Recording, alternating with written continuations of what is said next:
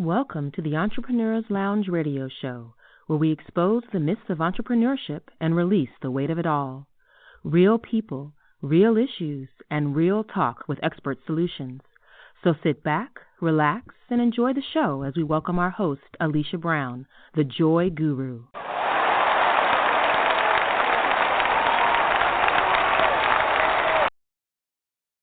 Hello, hello, hello.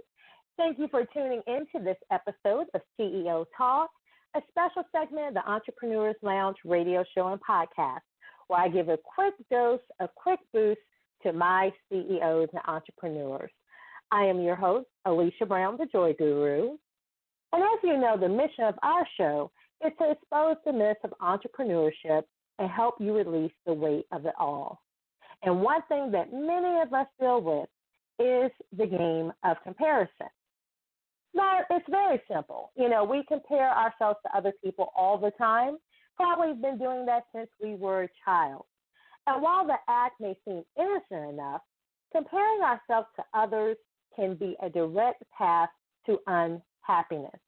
Whether it's via magazines, television, or social media, we're constantly plagued with images of perfection.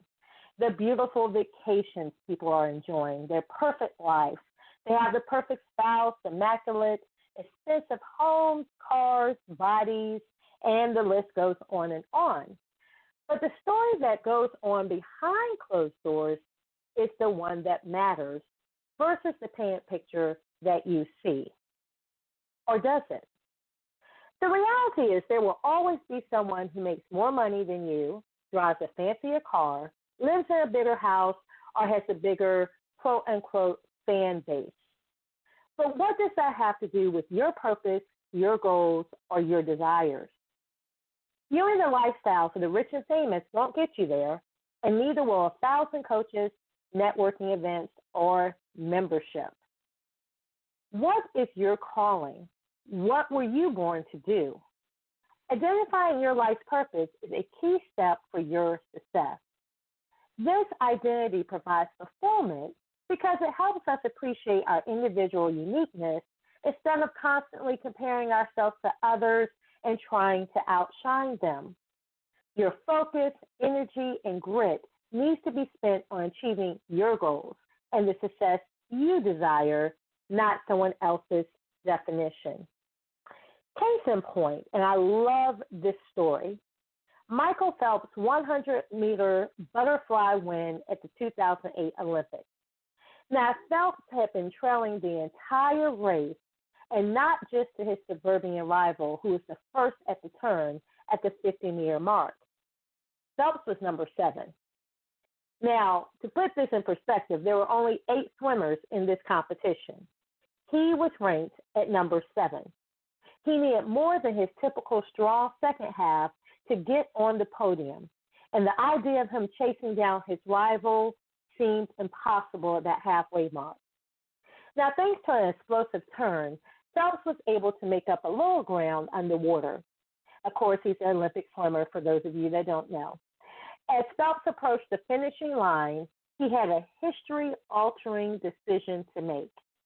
He could cut it short, take one last stroke, and glide into the wall, hoping his momentum and kicks would be enough. Or he could take a partial stroke, which coaches generally tell you not to do. In gliding, the waves could have slowed him down, but a partial stroke can be slower than thrusting forward and coasting in. Races like these usually come down to hundredths of a second, which is about the amount of time Phelps had to make his decision whether or not to take the half stroke. And it turned out to be a crucial piece in his legacy. His rival took the opposite decision, the one that coaches would recommend you to do. He opted to glide in with his arms extended and trying to be the one that spoiled Phelps' Olympic dream.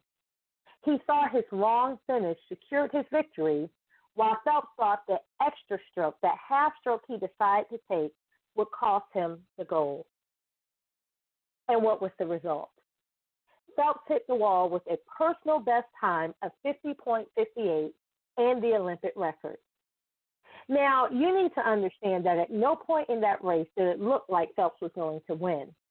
But his split-second decision at the end of a stunning comeback is his greatness being actualized.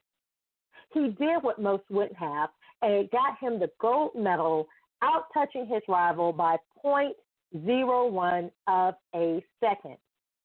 Being largely unbeatable throughout his career made him great. But in this moment, he made what seemed impossible real.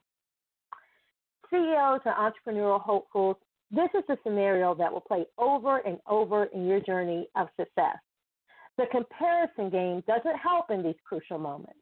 You must draw strength from your foundation in your journey. You must keep your eyes on the prize versus the painted pictures of perfection that surrounds you. Sure, you're in a race or competition, but make sure you don't spend your energy on doubt, fear, and insecurities to the point that your dreams are evaporating. Never allow your doubts about your choices to outweigh your pride in your accomplishments. Live out your greatness. Thank you for tuning into this edition of CEO Talk. And until next time, I'm your host, Alesha Brown, the Joy Guru. Thank you for listening to this episode of the Entrepreneur's Lounge, where we expose the myths of entrepreneurship and release the weight of it all. Real people, real issues, and real talk with expert solutions. Make sure you stay tuned to our Facebook page and thejoyguru.net for show updates, announcements, and to learn how you can be a guest on our show. Do you have a book idea that is so amazing that not only could it solve world peace, but it would be the perfect solution to everyone's problem, and it would make you a millionaire overnight?